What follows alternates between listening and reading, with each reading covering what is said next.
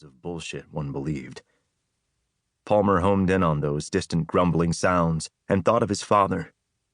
His opinion of his dad shifted, like the dunes. He sometimes counted him a coward for leaving in the night. He sometimes reckoned him a bold son of a bitch for setting off into no man's land. There was something to be said for anyone who would venture into a place from where no soul had ever returned.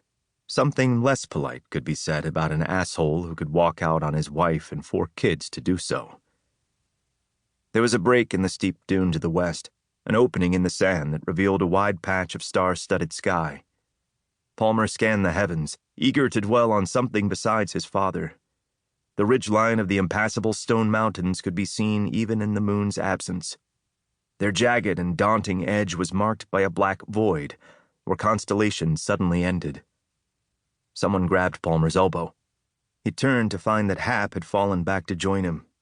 His friend's face was underlit by the dive light dangling from his neck, set to dim. "You aiming for the strong and silent type?" Hap hissed, his voice muffled by cur and wind. Palmer hitched his heavy dive pack up his shoulders, could feel the sweat trapped between his shirt and the canvas sack. "I'm not aiming for anything," he said. "Just lost in thought." "All right. Well, feel free to cut up with the others, huh? I don't want them thinking you're some kind of psycho or nothing." Palmer laughed. He glanced over his shoulder to see how far behind the next guy was and which way the wind was carrying their words. "Really?" he asked. "Because that'd be kind of boss, don't you think?" Hap seemed to mull this over. He grunted. Was probably upset he hadn't come up with it first. "You're sure we're gonna get paid for this dive?" Palmer asked, keeping his voice down.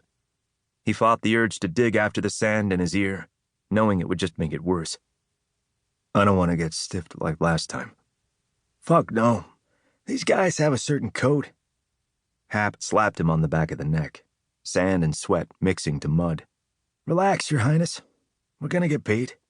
A quick dive, some sand in our lungs, and we'll be sipping iced drinks at the honey hole by Sunday. Hell, I might even get a lap dance from your mom." "Fuck off," Palmer said, knocking his friend's arm away. Hap laughed. He slapped Palmer again and slowed his pace to share another joke about Palmer's mom with the others. Palmer had heard it before. It got less funny and grew more barbs every time.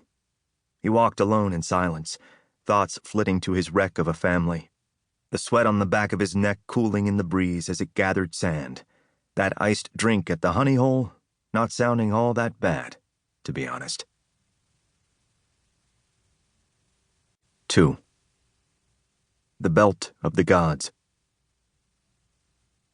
They arrived at the camp to find a tall fire burning, its beating glow rising over the dunes and guiding the men home in a dance of shadows. There were manly reunions of slapped backs and shoulders held, sand flying off with each violent embrace.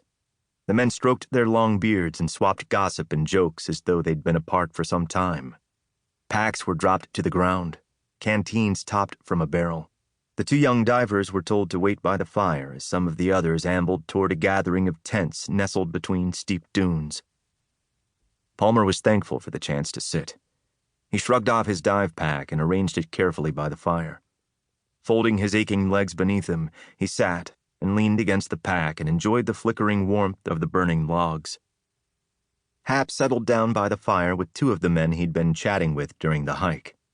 Palmer listened to them argue and laugh while he gazed into the fire, watching the logs burn.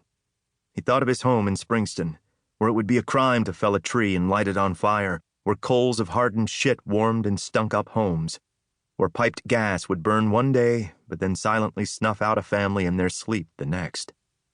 In the wastes, such things didn't matter. The scattered groves were there to be raised, the occasional animal to be eaten. Bubbling springs lapped up until they were dry. Palmer wiggled closer to the flames and held out his palms. The sweat from the hike, the breeze, the thoughts of home had turned him cold. He smiled at an eruption of voices that bravely leapt through the tall flames. He laughed when the others laughed, and when his twisting stomach made noises, he lied and said it was because he was hungry. The truth was that he had a very bad feeling about this job. To start with, he didn't know any of these men, and his sister had warned him of the savages he did know, much less those